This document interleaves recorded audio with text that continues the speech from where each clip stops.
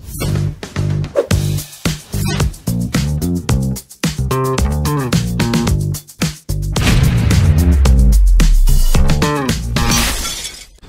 what's going on YouTube? Welcome to the Jim of All Trades channel. Glad you made it by. My name's Jim. I'm a crypto trader and a Forex trader, here to help you understand the market from an Elliott Wave perspective. Guys, we're going to jump right into the market and give you a quick update and call it a day. Don't forget, I'm not here to give you financial advice. I'm an Elliott Wave trader showing you an Elliott Wave perspective, a perspective you might not ordinarily have on the market. So with that said, let's jump in. I'm looking at this correction here as a WXYXZ. I've got two different counts for it, but ultimately this is corrective. Everything is three waves. It's looking pretty corrective to me. So what I'm thinking here is we've got a 3 up, 3 down. We got another 3 up there, 3 down, and then I'm looking for one more 3 up. So if the WXYXZ idea works, we should get one more hit to the high. All right, so I'm looking for one, excuse me, one more hit to the high, and then down we go to finish the previous wave of the higher degree.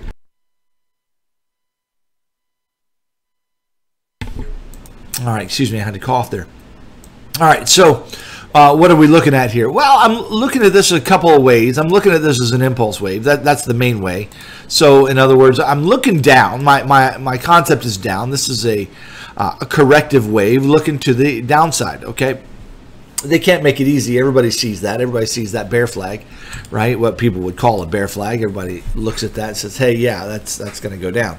But how are they going to take it down? That's always the question. And so they did a lot of shenanigans today around news. Lots of shenanigans here. We got a 1 hour engulfing candle, looks like right here in the next 5 minutes. If that closes in the next 5 minutes. So would not be surprised though to see this hit the high one more time up there to make this to hit this trend line right there. Okay, let's hit that trend line one more time and then down we go. Would not be surprised to see that at all. If we don't hit that, if we don't, then this was a WXY. The way I would count it, W, there's your X wave, and now your Y wave ended with a flat right there. Which is that's a challenging count here, but here it is: 3, 3, and then 3 right there. So yeah, that's a challenging way to count it, but it works. It does work. It's okay.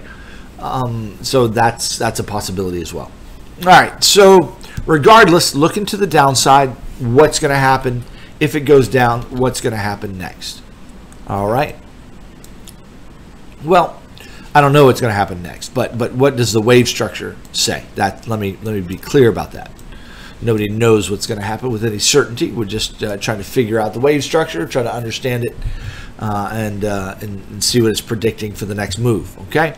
All right. So I'm looking at this wave a couple of ways. I'm looking at this as an A, B, and a C wave right to there, and what I believe we have is a flat right here. Okay. Where we're heading to the downside here for the 5th wave, okay? Which we may be getting it right now. We'll have to wait and see. This could turn out a little bit more complex, but we'll see. We'll see what this does. So this C wave could just finish with a move to the downside. 1, 2, 3, 4, and then 5. Okay, and that's it. We get a 5th wave. It just comes and breaks the low, and we get rejection after that. And I'm looking for a wave back to the upside that's going to go up and break the highs. Okay. We would look for 3 waves in this scenario. Okay, we'd look for 3 waves to the upside, and it would take a while. Okay, it would be something like this, right? So we got 3, 3, and then we get 3. All right, so that's a possibility. What else? Well, I've got another count here that instead of this being an ABC there, we could have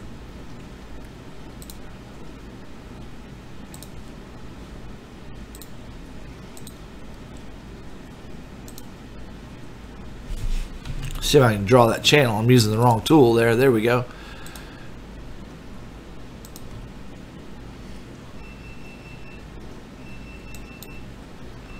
Let's see. How was I drawing that? Right there.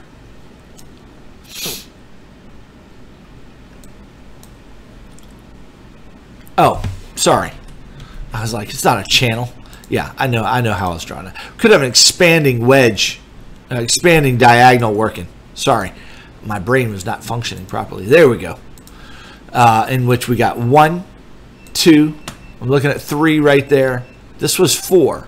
Okay, so we come and break the low, spike it, break it, and then come back up into this area, and there's 5. And this would go up as also a 3-wave move as well. This would go up as 3 waves from this range right there, something like that. And that would actually indicate that this was the bottom. This was the bottom, and that this structure is a leading diag, and which we would then get a 3-wave pullback that would take over the next over the next 6 months to take place. So it'd be a big long wave, much like this has been. Okay, it'd take quite a while to play out. So there's a possibility as well. Okay. All right, let's talk about another idea here, and this is the mother of all fake outs that I talked about on previous videos. Okay, where we go back to this count here, ABC, right to there. Okay, and then we've got A, B, and then C, and this fifth wave gets deeper and longer. Okay, it comes down deeper. Okay, and that would mean we could potentially have a flat on our hands on the larger time frame, where you have a 3, and then we go up really fast here, 5. Now I like this count a lot, and it fits with my diagonal count. Fits with my diagonal count that I have on this move to the downside. Whereas, see how that would hit that trend line pretty well.